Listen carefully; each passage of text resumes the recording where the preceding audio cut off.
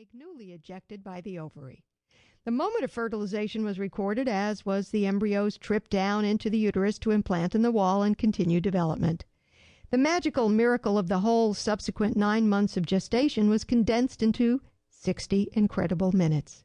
The final scene was the baby born vaginally and placed naked, wet, and surprised onto the mother's belly, while Mom and Dad cooed and whooped. By the tears on my face and the ache in my chest, I had found clarity as to what was missing. After a marriage, many infertility treatments, monthly disappointments, and one tubal pregnancy later, finally my quest ended in an emergency C-section wherein a 9-pound son was delivered from his petite mom, and our lives were never the same again. The first 3 months were hell. Sleep deprivation and a constantly crying baby made me wonder what I had been thinking.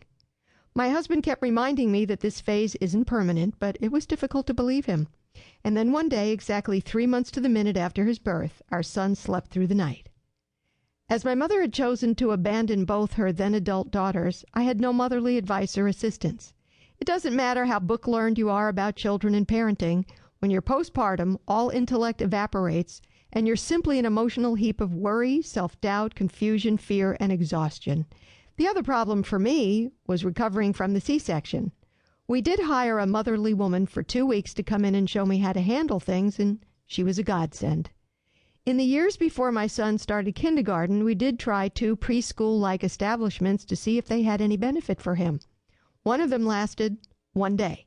When I came at 4 p.m. to find that he hadn't stopped crying, that was the end of that. The headmistress gave me the usual argument that he needed to adjust, but I saw no reason to torture my child with my absence until he accepted his loss.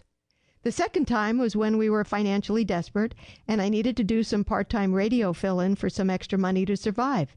At first he liked the experience, but after a few weeks the routine became boring, and he yearned to be with me, doing all the stuff we do in a day.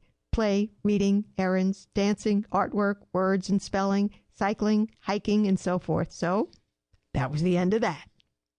I am grateful for every moment I've had as a mommy.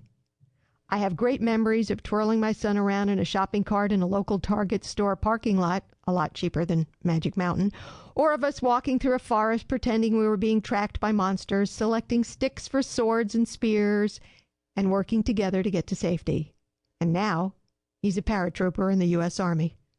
My husband and I came to the practical conclusion that I needed to go back to radio work to be our family's primary financial support, while he would manage my career, the home, and our finances. Nonetheless, I refused to take any job that would require me to be out of the home every day while our son was home or awake. I would take care of him all day and then go to work on radio, leaving the house at 9 p.m. after putting him to bed. Eventually, when he started kindergarten, I landed a daytime shift while he was in school. In order to do the writing and necessary research, I would get up at 5 a.m. and work a few hours before I woke him up to get ready for school. I always worked my career around my family, never the other way around. The first book I published, 10 Stupid Things Women Do to Mess Up Their Lives, required me to travel up and down the West Coast for interviews. I got all my son's teachers to give me his work for the week and took him with me. He did his work and had a blast traveling, meeting people, and keeping me company. He did cost my publisher a pretty penny, eating all the goodies in the minibar. Then I found out about satellite interviews. I could do 25 local and national television shows in one early morning session. I discovered I didn't have to leave home to promote my book. I have been attacked incessantly for supposed hypocrisy concerning this issue of childcare.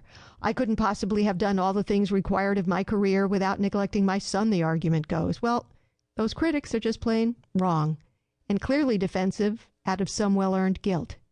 It is so doable if you are committed to the priority of raising your children yourself, part of a marriage which obviously provides 2 parents, willing to sacrifice some opportunities for the sake of family, willing to do without many things but not family time and attention, and not willing to compromise on your conviction no matter how pressed you get by circumstances or naysayers.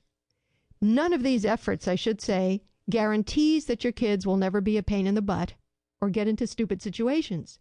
I will say, however, that your children are less likely to be major pains in the butt.